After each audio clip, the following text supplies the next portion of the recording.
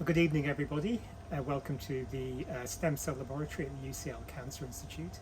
My name is Rajiv Gupta. I'm a consultant hematologist at University College Hospitals, and I also work in the stem cell group as a research scientist. Now, we focus on understanding aggressive lymphoma in children.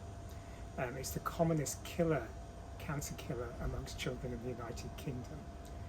Although we're a very successful laboratory, we, like other researchers around the country, have serious problems in generating income to buy capital equipment, major pieces of equipment that are essential for our research. And over the last decade of working with Sandra Hamilton and her friends at Cure Cancer, we have been really successful in raising money to support capital equipment purchases.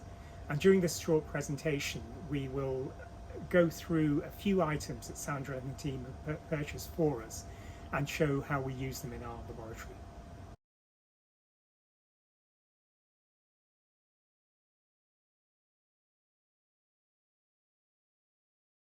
Hi everyone, my name is Jyoti and I work in Taric's lab, and I do a lot of work with cancer cells.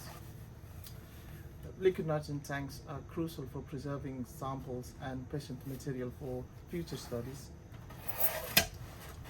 The temperature of the liquid nitrogen in the tank is extremely cold. It is about minus 196 centigrades, which is harmful to humans, but it is important to store our cells healthy and alive for a long time. The charity has donated us 2 of these tanks where we store our patient samples and cells. And today we're going to use one of the samples for our experiment.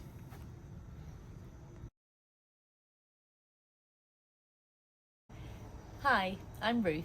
I'm using a special microscope called an EVOS, which was bought for us by Cure Cancer. This microscope helps me to assess the blood cancer cells.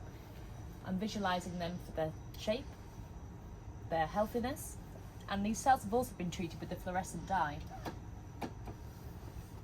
Using this mode, I can evaluate different aspects of the cells, like how quickly they're proliferating.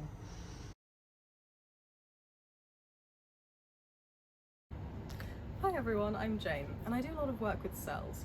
Now, cells have little antennae on their cell surfaces that enable us to determine the type of cells we're looking at. For example, a patient could come to us and we can determine if they have a lot of cancer cells in the blood and then diagnose with the type of blood cancer. We can do that because when the patient comes to us with all of their symptoms, we can take a sample of their cells, like so, and then we can put it through a machine like this one, and the machine will then take up all of the cells and display each cell individually as a dot on one of these graphs like this. Now, what we're looking at here, for example, is a population of cells characterized by a certain marker, CD19, which helps us determine that those are B cells. If a patient has a lot of these, they might have they might have a type of blood cancer called leukemia or B-cell leukemia. Hi, I'm Jason. I'm a postdoc in the lab. Once we've determined the kind of cancer that we're looking at, we have this machine here. We call this a quantitative PCR machine, or just qPCR for short. This machine allows us to look at the expression of particular genes that are involved in cancer. And this particular machine can do up to 96 genes in one go, or 96 samples in one go. These machines are kind of the gold standard for this kind of work. To the point that they were actually taken, this one was commandeered by the effort for COVID-19, so we had some nice army guys turn up to come and take our qPCR machine away for a while, and it must be good to know that that contributed to the efforts to do testing for COVID-19. So you pop your samples in, this machine will run and it will tell you the expression of the genes that you're interested in, and these lines here represent the gene expression. And you can see here the green ones are more highly expressed than the blue ones.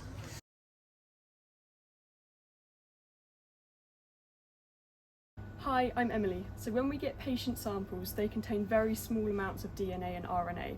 So with this 384 well plate, we can put individual cells into each of these wells to amplify the genetic material at a single cell level.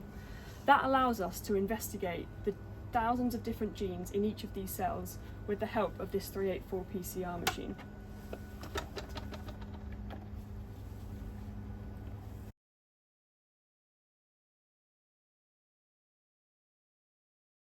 Hi, I'm John, a senior scientist working here in Taric's lab.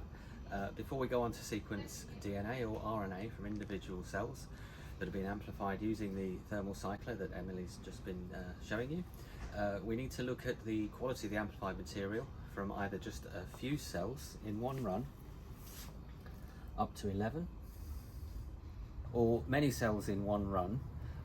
Like on a fragment analyzer here, we can run up to 96 samples in one session. And Cure Cancer have very generously provided both of these key instruments to our lab.